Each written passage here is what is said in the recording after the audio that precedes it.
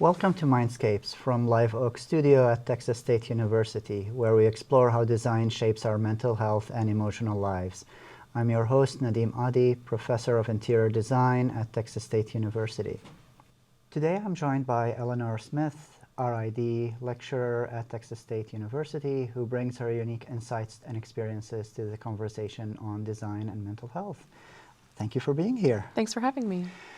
So tell us a bit about yourself and how you ended up in this field, in this profession.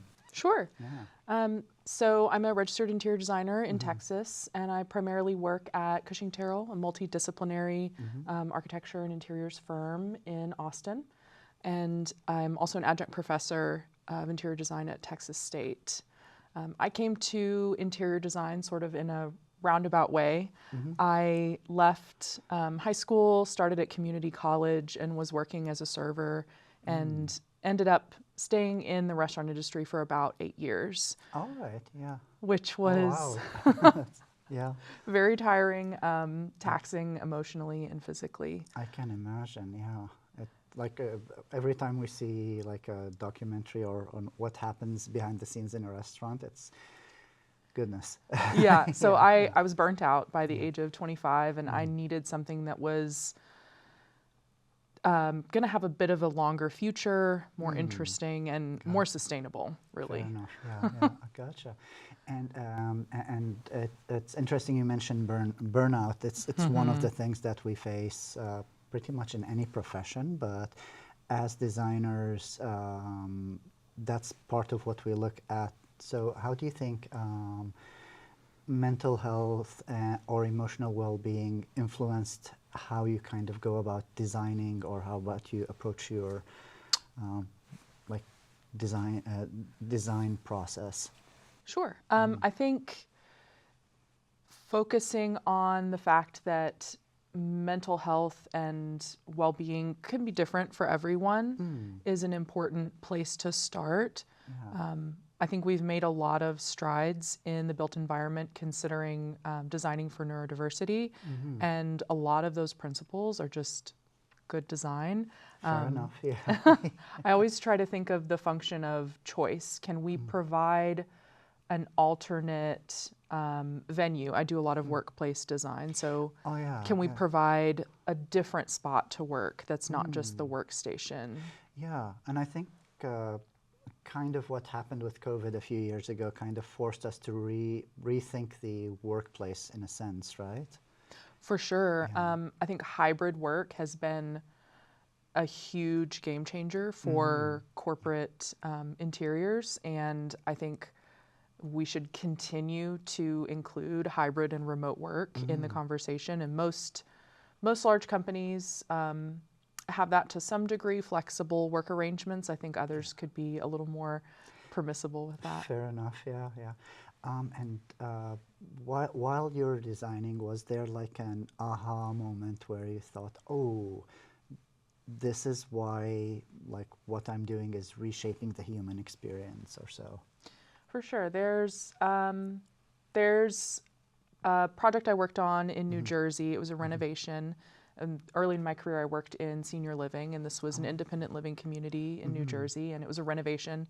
They had tons of really dark, long corridors, and their like reception and common areas looked like set pieces. No one was really there when we visited at first, and by the end of the project, we were installing new furniture and artwork and overseeing the completion of construction. And I walked past the lobby where we had already finished our work, and I saw a group of women knitting, and I'm a knitter. Oh, cool. So I popped in to see if I could get any tips or tricks, and they were just raving about the new space and how it was so much easier for them to sit in these chairs because we had designed them with ergonomics that were for seniors. So they were excited to use the new space, host their knitting club meetings there, and do something they enjoyed versus, existing in an environment that didn't really suit them. Yeah, and I think you bring up a very interesting bit, is that sometimes we want to make things that look really cool, but I won't say often, but it's not uncommon for for us to kind of forget about the client sometimes in the pursuit of something that's iconic or visually striking. Yeah. Right. We can do both, though. Yeah. Aesthetics are certainly important, and that's what makes a space memorable and engaging, but really seeking client and user understanding and buy-in and meeting their needs first is the cornerstone of good design. Yeah, yeah. And since you had hands-on with designing a assisted senior living space, what were some of the details that you think, oh, unless I'm doing this and like I'm in person kind of looking at these things, these are certain things that are commonly missed? Oh, commonly missed. I would say just seeing how seniors interacted with their environment and with each other. Yeah. How many folks are using mobility aids, like walkers. We had Okay. Yeah. the entry to the dining room where there were all these chairs lined up, and we didn't understand why. And when talking through sort of the function of this space, you know, it's a seated, there's a host and they seat residents, but they were all waiting and they needed a place to sit. So they had dragged in all these chairs, and then several folks had walkers or wheelchairs or scooters. So Gotcha. thinking about how much space you actually need to accommodate sort of a pre-function for a population that has a high use of mobility aids is different. All right. Oh, that's so interesting. And from your experience, is there any kind of spaces that you think really work for supporting mental health, or any spaces that you think, oh, stay away from these spaces, kind of? I think any space that wants to put people into a one-size-fits-all, no adjustment, no alternate use is really not hitting the mark in terms of supporting people or supporting mental health. Yeah, and I think that becomes increasingly important when it's like a space you spend a long time in. So your workspace, your living space, and all of that, right? For sure. We spend so much time in the built environment and in commercial office interiors. You spend so much time in that office. It's got to have that flexibility and respond to the users. Oh, okay. Yeah, yeah. I often get like recommendations from, say, my parents or my grandma when she was alive. Oh, go take a walk or something. And sometimes I'd love to, but sometimes that's just not an option, right? So I want to make the place I'm working in like at least as nice as possible, right? Yeah, or I mean that advice to go take a walk, or we say, you know, go touch grass. If you can't get out of the office, at least designing support into, you know, do we have stairwells that are walkable if you want to really just move your body and go to another floor, or that the space has enough visual interest and destination spaces that you would want to go to kind of get a bit of a reset, whether it's to go grab a coffee or talk to your coworker in another area. Yeah, oh, that's true. Okay, I'm really glad that you mentioned, okay, talk to a coworker, because I'm guilty of doing that quite a bit. So fantastic. Well, thank you so much. You're watching Mindscapes. We'll be right back.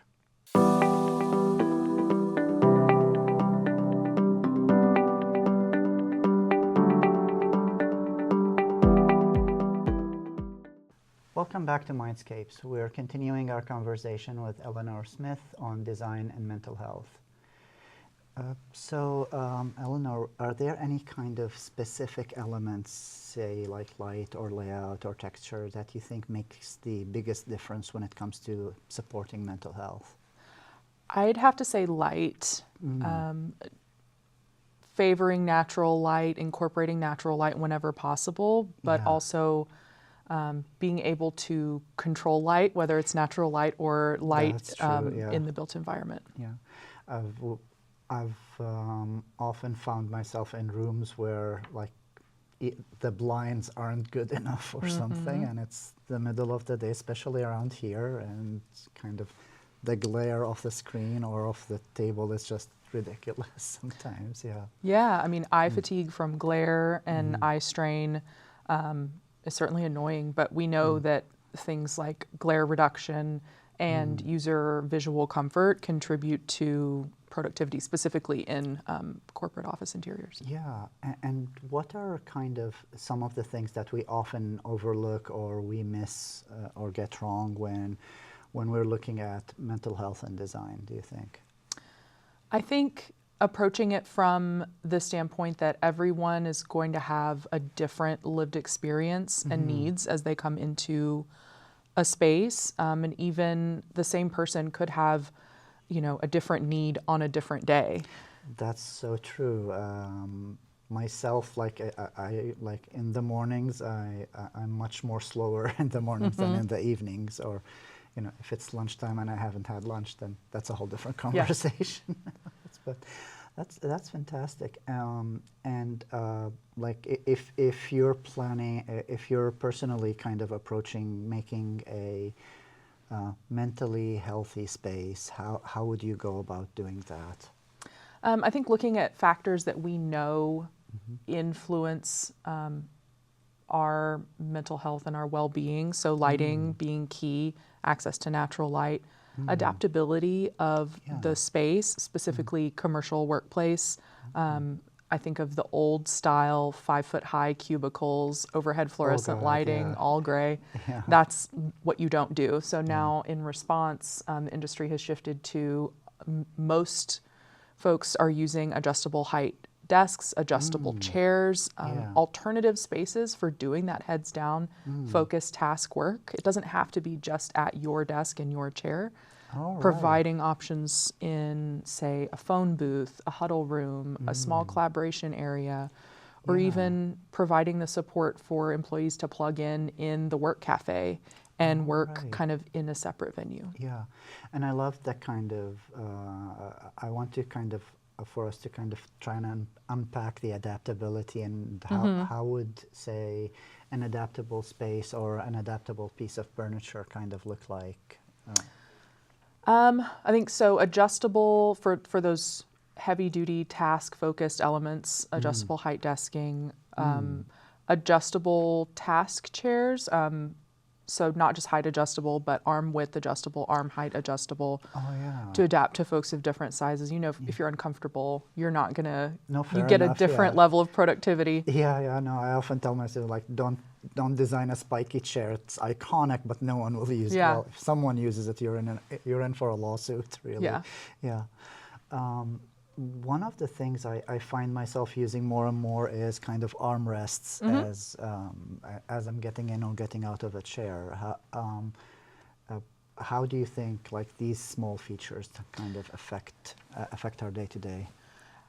Sure. I mean, I'm thinking back to my time working in senior living and in almost all levels of care, independent living, assisted living, memory care, skilled nursing. I hadn't specified a chair without arms until I left my first job, because arms are such an important part, and to have the arms in the correct height. If the arms are too high, a senior with not much body strength can get pretty much, the leverage they need. Yeah, that's true. Was there a specific project or like a design idea that you saw and you thought, oh, this is something inspirational, or that inspired you personally when it came to kind of in your line of work? Sure.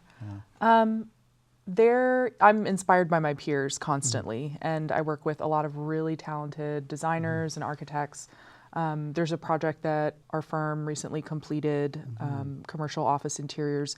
It's a huge amount of square footage across several floors, and the design team on that did some really, really sophisticated work on zoning and planning for those third spaces within an office where, you know, it's not task-centered work and it's not the social spaces. It's that third area where you can really create interesting pockets of different areas for people to work or collaborate, and it can just happen naturally and foster a sense of community. So that's cool. I hope to see it in print somewhere soon. Oh, fantastic. Is it anywhere close? It is in Central Texas. Oh, nice. That's fantastic. And when you say, like, we're spending more and more time at work, and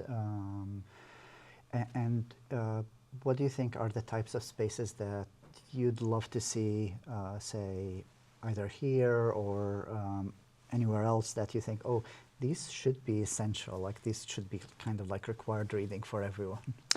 Oh, gosh. Yeah. I think phone booths, I mean, we're seeing those more and more just as a standard, but a place to step away and take a personal call, with open workstations being kind of the norm for space saving, yeah. a place to just step away and either take a personal phone call or take a phone call that you maybe don't want the whole office to hear. Fair enough, yeah. Is, I think, places for acoustic privacy and just a place to step away for a moment. I think Yeah. we're doing better at designing those into commercial office.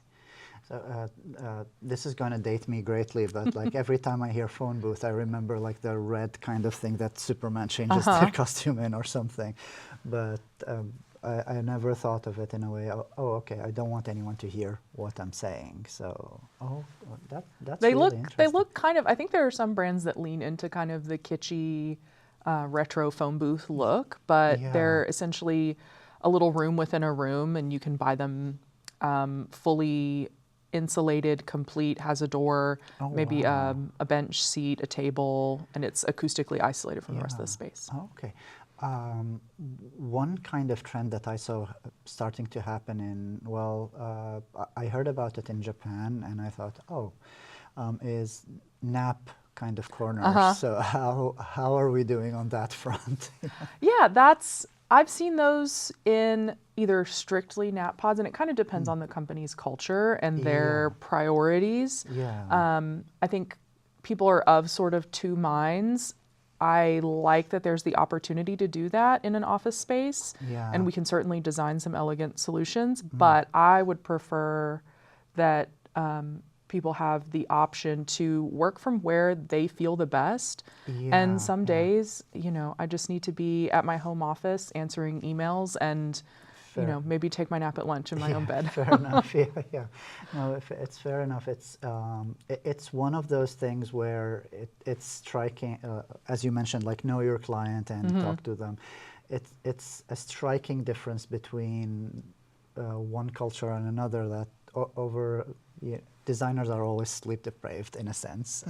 We try not to be. Yeah, but like the article that was talking about that, saying that, if you nap at work in Japan, it's considered, you're dedicating yourself so much that you have to nap. I see that. Or doze off. But like me personally growing up, like, if you're sleeping at work, that means like something's off, like, you know, take the day off or something. Yeah. Yeah. Well, that's fantastic. We'll take a break in a minute, and we'll continue this conversation in a bit. This is Mindscapes from Live Oak Studio at Texas State University. Stay with us. We'll be right back.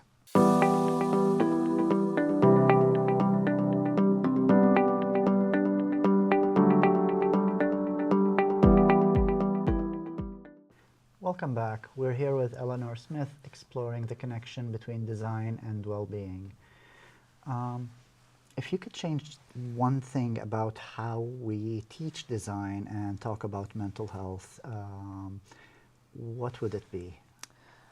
I think the first step is just talking about it more. I think, as I mentioned earlier, we've made great strides in designing for neurodiversity, and I think that can be a great jumping off point to incorporating design that's targeted to other mental health issues that are prevalent in our country. Yeah, I grew up in a different part of the world, but one of the biggest struggles was that it was a taboo subject.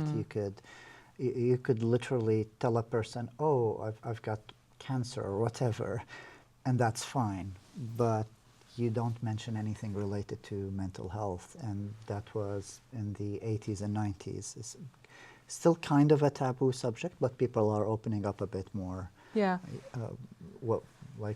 What's your experience?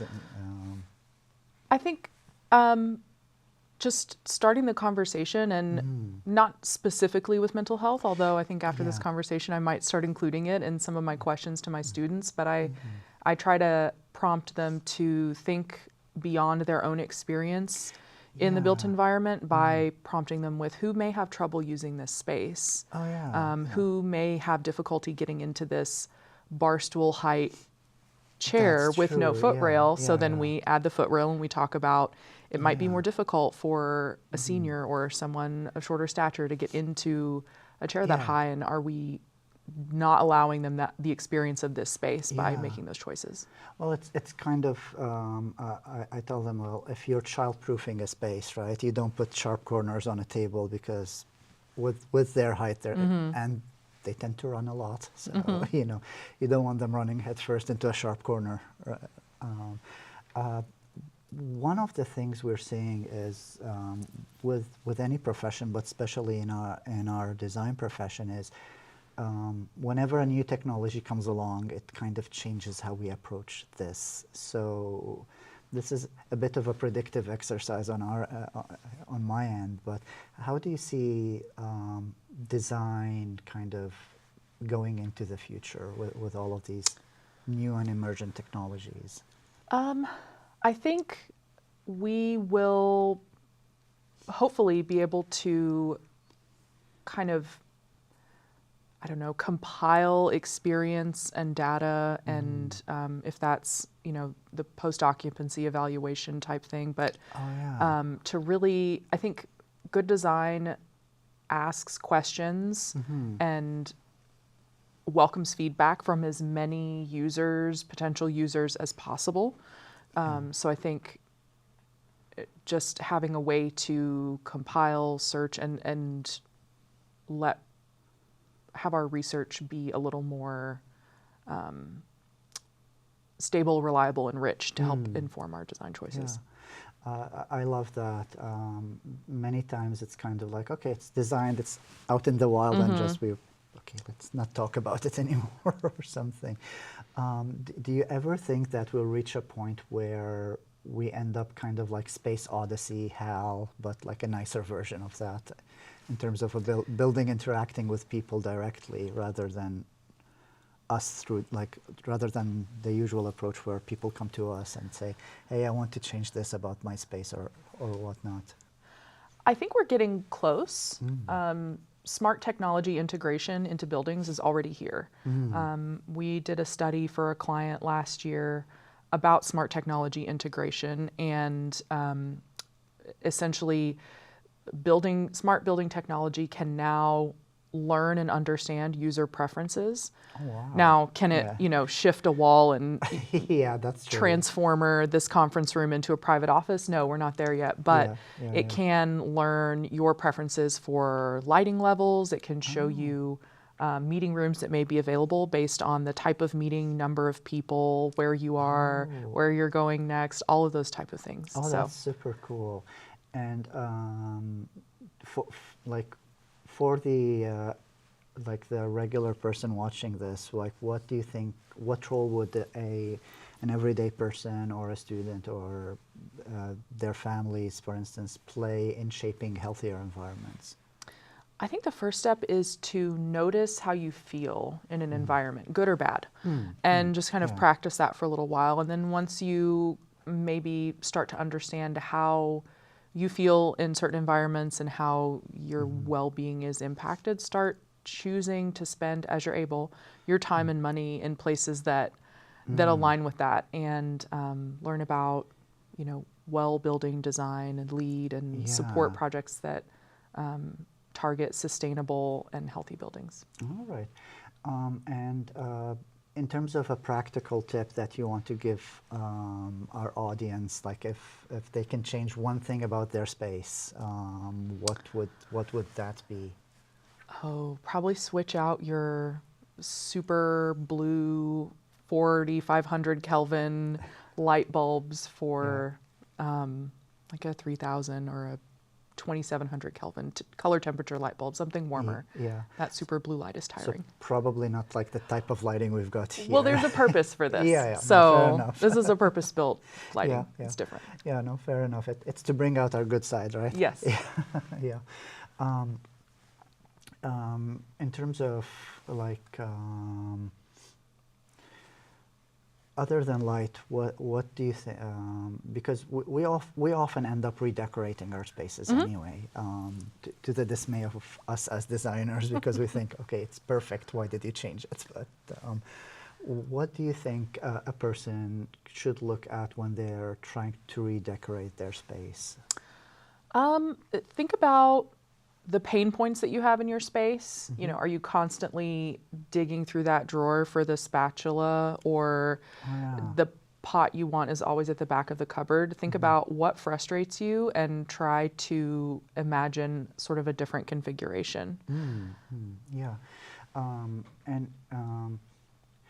And we often nowadays, like, we hear about like multi-generational living and all of that, and I think that's fantastic because it's kind of bringing families closer together. But I want to get your take on this. I think multi-generational living is probably, you know, an incredibly powerful tool. I wish we had it more here in the United States, and there probably are some communities that practice it a lot more. Yeah. I had the good fortune of having my grandmother around a lot when I was a kid, and she would come and stay for weeks at a time to watch us while Mom was on a business trip. Yeah. So getting to learn from her, but at the same time, our home posed a lot of challenges for her. She had unfortunately fell and broke her knee one Christmas Eve, which was she was okay, but we didn't have any bedrooms or a full bathroom on the first floor of the house. All right. So there was a lot of make do happening to keep her comfortable while she healed before she could go home. Yeah, yeah. And I love that you shared this because one of the more challenges that we get with older people is falling down. And I like, even like 10 years ago or more, if I go and see a home that's on the market, you won't find handrails on the stairs. That wasn't a design requirement. Yeah.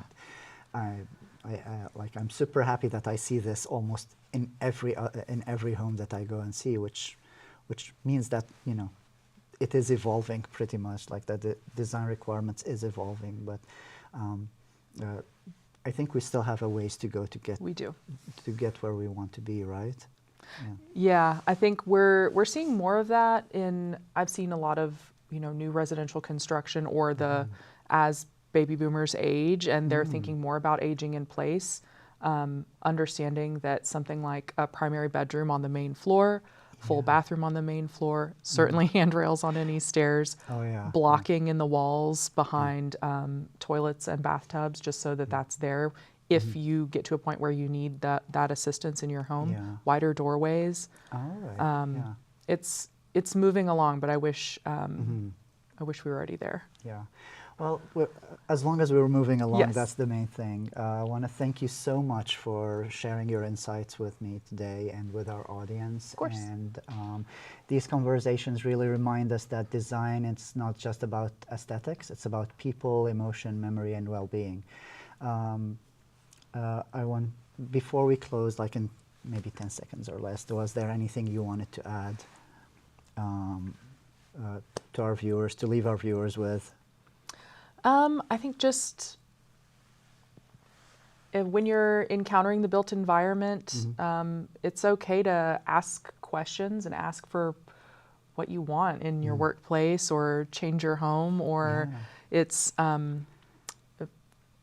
we spend so much time in the built environment, it should work for us. So feel empowered to ask for something if you feel like you need it. Yeah. Oh, that's fantastic. Thank you. Yeah. Thank you so much again, Eleanor, for sharing with us your insights today. And thank you to our audience and viewers for joining us here on Mindscapes, where we explore how design shapes our mental and emotional lives.